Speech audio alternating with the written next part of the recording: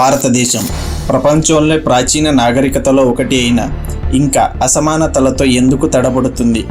కుల వ్యవస్థ, మత వ్యవస్థలు ఇవి మన చరిత్రను మాత్రమే కాకుండా మన భవిష్యత్తును కూడా నిశ్శబ్దంగా నియంత్రిస్తున్నాయంటే నమ్మగలరా? ఇవి కేవలం పాతకాలపు వ్యవస్థలు కావు.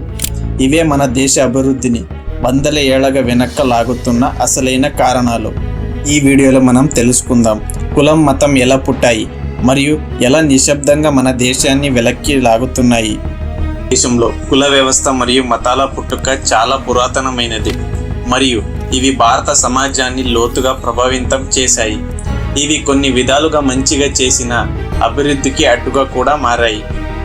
అసలు భారతదేశంలో కుల వ్యవస్థ ఎలా ప్రారంభమైంది? కుల వ్యవస్థ అంటే మనుషులను వర్గాలుగా విభజించడం. క్రీస్తుపూర్వం 1800 నుంచి 1200 వరకు ఇది ఋగ్వేద అనే పురాతన గ్రంథంలో మొదట కనిపిస్తుంది. వేదకాలం అంటే క్రీస్తుపూర్వం 1500 నుంచి 500 వరకు. ఆదిలో ప్రజలను 2 వర్గాలుగా విడగొట్టారు. ఆర్యులు అంటే ఉన్నతమైన వాళ్ళు, దాసులు అంటే స్థానికులు లేదా ప్రత్యర్థులు. తర్వాత ఈ వర్గాలు 4 ప్రధాన వర్ణాలుగా మారాయి.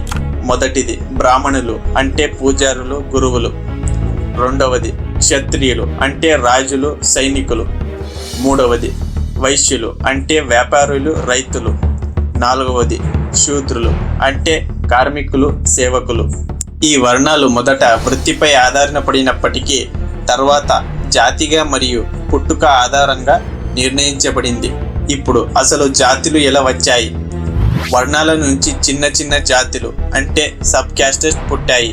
వీటి ఆధారంగా వృత్తులు, ప్రాంతీయ పరిమితులు, తమ్ముళ్లలో పెళ్లికి మాత్రమే అంటే ఎండోగెమి, ఇవి సమాజంలో వ్యక్తుల స్థానాన్ని నిర్ణయించేవి.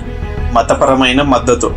మనుస్మృతి వంటి గ్రంథాలు కుల వ్యవస్థకు మతపరమైన ఆధారాలు ఇచ్చాయి. పునర్జన్మ, కర్మ సిద్ధాంతాలను ఉపయోగించి దీనిని న్యాయంగా చూపించడం జరిగింది.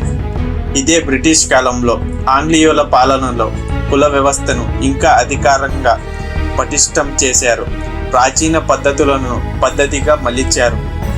ఇక మన భారతదేశంలో మతాలు ఎలా పుట్టాయి అని చూసేదైతే, భారతదేశం ఎన్నో మతాల జన్మస్థలం.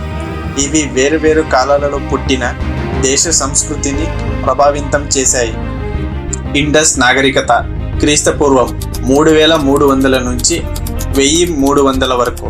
ఈ కాలంలో తల్లి దేవిని, జంతువులను పూజించే నమ్మకాలు ఉండేవి. ఇవికి ఆధారాలు కూడా దొరికాయి. అలాగే రెండవది వేదమతం క్రీస్తుపూర్వం 1800 నుంచి 500 వరకు. ఇది ఆర్యుల మతం. అంటే వేదాలు అనే గ్రంథంలో వీళ్ళ ఆచారం, యజ్ఞాలు అంటే బలి, దేవతలు, వీళ్ళ దేవతలు ఇంద్ర, అగ్ని మరియు వరుణుడు. మూడవది హిందూ ధర్మం. హిందూ మతం, వేదమతం స్థానిక సంప్రదాయాలు, భక్తి మరియు తత్వవాదుల వెళితం. ఒక స్థాపకుడు లేదు, ఒక గ్రంథం లేదు, అనేక విధాలుగా అభివృద్ధి చెందింది. ఇందులో మొదటిది జైనిజం. వీళ్ళ ముఖ్య ఉద్దేశం ఏమిటంటే అహింస, త్యాగం, నియమాలు. తర్వాత బౌద్ధ మతం అంటే బౌద్ధుడు. వీళ్ళ ముఖ్య ఉద్దేశం 4 సత్యాలు, 8 మార్గాలు. అలాగే ఇంకా ఎన్నో మతాలు పుట్టుకొచ్చాయి. ఇస్లాం 7వ శతాబ్దంలో భారతదేశానికి ప్రవేశమిచ్చింది. అలాగే ఇసై మతం తొలితరంలో పర్యటనలో వచ్చిందని నమ్ముతున్నారు. సిక్కిజం 18వ శతాబ్దంలో పంజాబ్లలో పుట్టింది. భారతదేశంలో కుల వ్యవస్థ, మత వ్యవస్థలు మన సంస్కృతి భాగమే అయినా వాటి దుష్పరిణామం వల్ల ముఖ్యంగా కుల విపక్షలు మరియు మత విభేదాలు దేశ అభివృద్ధికి పెద్ద అడ్డంకిగా మారాయి. అయితే భారత రాజ్యాంగం, చట్టాలు మరియు సామాజిక ఉద్యమాల ద్వారా ఈ సమస్యలను తగ్గించేందుకు నిరంతర ప్రయత్నం జరుగుతూనే ఉన్నాయి. కులం, మతం అన్ని వేళలా మన సమాజాన్ని ఆక్రమించి ఉన్నాయి. ఇవి కొన్ని వేల సంవత్సరాల క్రితం ఏర్పడిన వ్యవస్థ అయిన మన దేశ భవిష్యత్తుపై ఇవి ఇంకా మచ్చలాగా మిగిలిపోయాయి. అభివృద్ధి అంటే కేవలం టెక్నాలజీ కాదు, అది సమానత్వం, అవగాహన, మానవతతో కూడి ఉండాలి. ఈ పాత వర్గీకరణ నుంచి బయటపడడమే మన దేశం నిజంగా ఎదగడానికి మొదటి అడుగు. మనకి ఇలాంటి జాతి, మతాలు, భేదాలు కాకుండా ఎలాంటివి కావాలి అంటే కొత్త ఆలోచనలు, సమాన హక్కులు మరియు మనుషులను వారి జాతి, మతం ద్వారా కాకుండా వారి పనితనంతో కోల్చే నూతన భారతదేశం కావాలి మనకు. ఈ వీడియో నచ్చితే ఈ వీడియోకి మీరు లైక్ చేసి ఇలాంటివి మన దేశంలో జరుగుతున్నాయి, దాన్ని మనం ఎలా మార్చాలి అని ఆలోచన స్ప్రెడ్ చేయాలనుకుంటే ఈ వీడియోని షేర్ చేయండి.